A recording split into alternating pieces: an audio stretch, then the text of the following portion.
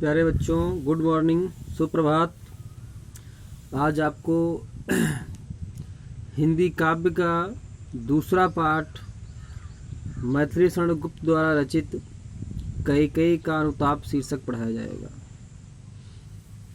कैकेयी का अनुताप। अनुताप का मतलब होता है पश्चाताप।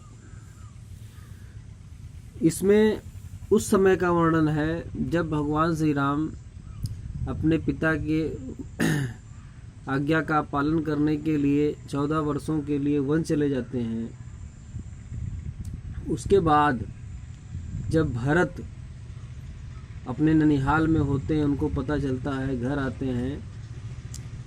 घर आने के बाद उनको सारी स्थितियों से अवगत करवाया जाता है। उसके बाद वो संकल्प लेते हैं कि हम अपने बड़े भाई को वन से वापस ले करके आएंगे। इस संबंध में वे वन जाते हैं। उनके साथ में माताएं, गुरुजन, अयोध्या के नर नारी सभी जाते हैं। वहाँ वन में पहुँचते हैं। पहुँचने के पश्चात वहाँ पर जो है एक रात्रि सभा का आयोजन किया जाता है। ठीक है, एक रात्रि सभा का आयोजन किया जाता है। उसी सभा का वर्णन मैथिली शरण गुप्त जी ने इसमें किया है। तो देखिए, तदंतर बैठी सभा उटज के आगे, नीले वितान के तले दीप बहु जागे। टकटकी लगाए नयन सुरों के थे वे, परिणामों शुक उन भयातुरों के थे वे। उत्फुल्ल करौंदी कुंज वायु रह रह कर, करती थी शब को पुलक पूर्ण मह मह कर। वह चंद्रलोक था कहाँ चांदनी वैसी, प्रभु बोले गिरा गंभीर नीर निधि जैसी। देखिए, प्रस्तुत पद्यांश में जो है पंचवटी की प्राकृतिक छटा का सुंदर चित्रण किया गया है। उस समय भगवान श्री राम पंचवटी में वास कर रहे थे। वहाँ का प्राकृतिक दृश्य था, बहुत ही सुंदर था। उसका भी इसमें वर्णन किया गया है। तो व्याख्या देखिए, भरत सहित अयोध्या के वासियों के पंचवटी पहुँचने के बाद में वहाँ पर एक रात्रि सभा, रात्र में जो है श्री राम की कुटिया के सामने एक सभा का आयोजन किया जाता है, जिसको देख करके ऐसा आभास हो रहा था मानो आकाश रूपी मंडल के नीचे बहुत से तारे रूपी दीपक जगमगा रहे हों। ठीक है, तदंतर बैठी सभा उटज के आगे। उटज का मतलब होता है कुटिया, यानी तदंतर का मतलब इसके पश्चात से तात्पर्य वहाँ पर पहुँचने के बाद में जब रात्रि सभा का आयोजन होता है तो वहाँ पर नीले वितान के तले दीप बहुराजे, यानी कुटिया के सामने सभा बैठाई गई, जिसको देख करके ऐसा लग रहा था मानो नीले वितान यानी नीले आकाश के, मानो आकाश की यानी स्वच्छ, नीले मतलब स्वच्छ आकाश, स्वच्छ आकाश के नीचे बहुत सारे तारे रूपी दीपक जगमगा रहे हों। टकटकी लगाए नयन सुरों के थे वे। टकटकी लगाए, टकटकी लगाने का मतलब एक टक देखना, नयन का मतलब आँखें। टकटकी लगाए नयन सुरों के थे वे।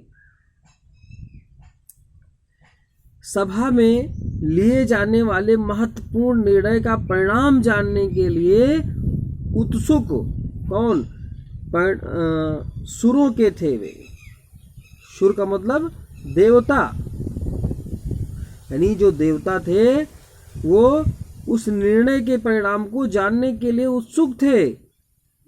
इसीलिए वो एकटक यानी कि टकटकी लगा करके उसको देख रहे थे, उस सभा की एक एक प्रतिक्रिया को देख रहे थे। और परिणामों सुख उन भयातुरों के थे वे, परिणामों सुख उन भयातुरों के थे वे।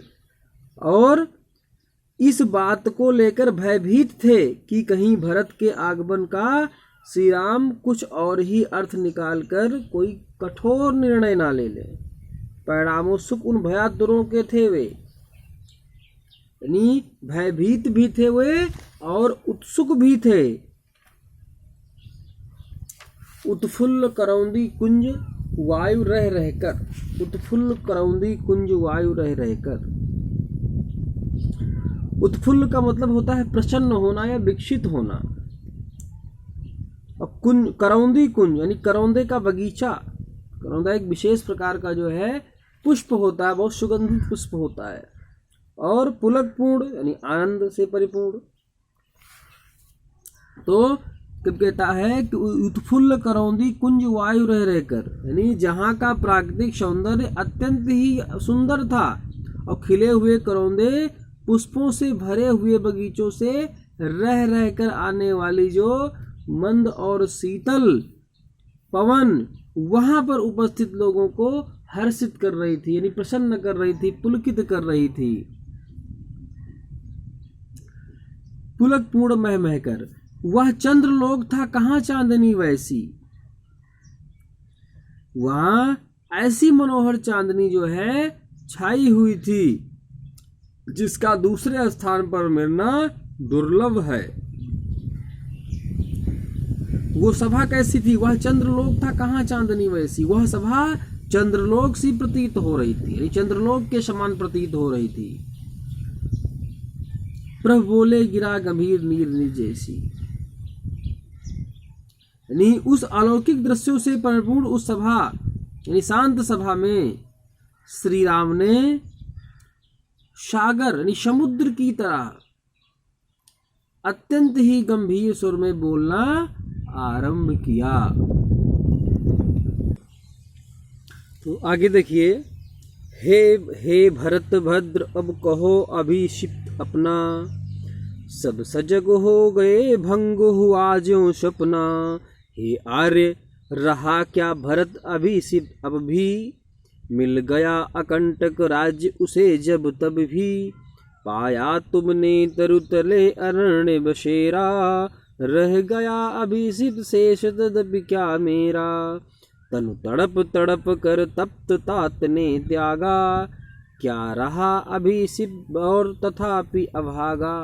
देखिए, भरत भद्र, भरत भद्र का मतलब भरत श्रेष्ठ, अभिषिप्त यानी अभीष्ट यानी मनोकामना,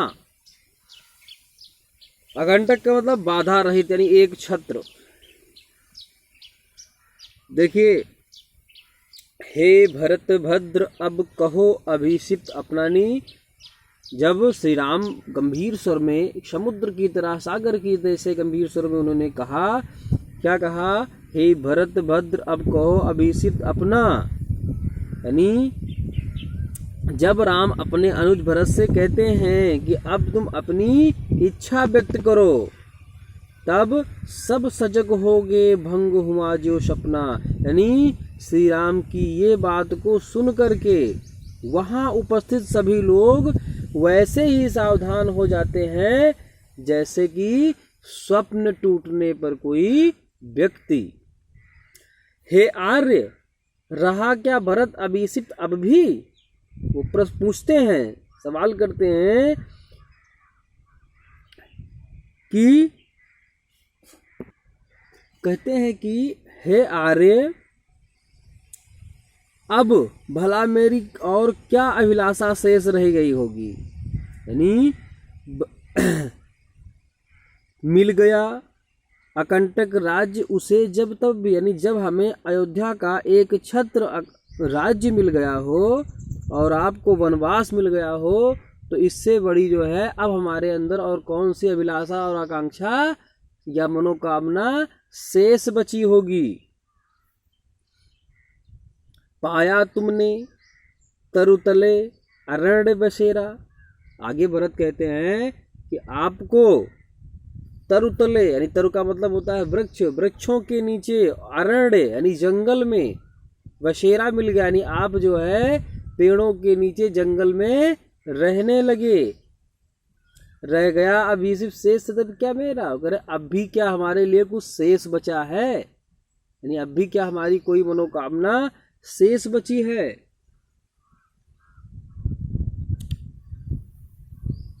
तनु तड़प तड़प कर तप्त तात ने त्यागा। तप्त का मतलब होता है दुखी होकर के, तात यानी पिताजी, और तनु का मतलब शरीर।